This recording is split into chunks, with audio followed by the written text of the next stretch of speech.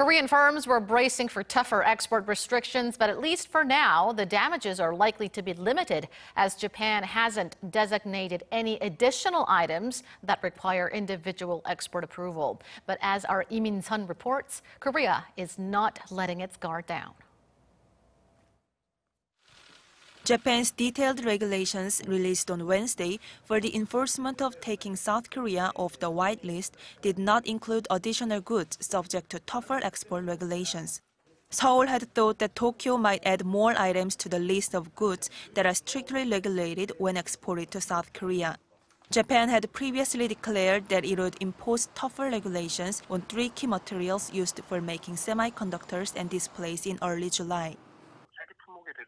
Japan already put regulations on 3 key materials for semiconductors and excluded South Korea from the list of preferred trading partners. If Japan puts regulations on additional items, then it will make the situation worse. It appears that Japan didn't want the burden of creating more tension, with the U.S. trying to mediate the situation, the ongoing boycott movements in Korea, and the possible influence on the global and local economy. However, some worry that the ambiguous terms used in the detailed regulation may give room for Japan to put other products on the list of goods subject to tougher regulations anytime they want in the future. Once the goods are included on the list, the Japanese government can prolong the approval process or reject the export request from South Korean companies.